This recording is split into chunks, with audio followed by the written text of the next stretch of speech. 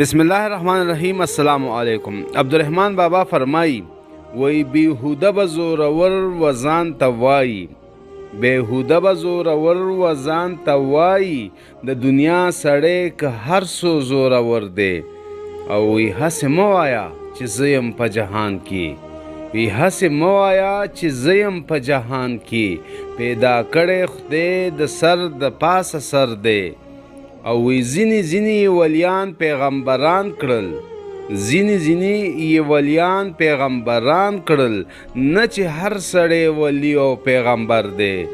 او وی جدانه قدر یو لال پکې پیدا شي، جدانه قدر یو لال پکې پیدا شي، نور جهان واړه د تورو کاڼو غر دی. او وی یو بادشاه وي چې لښکر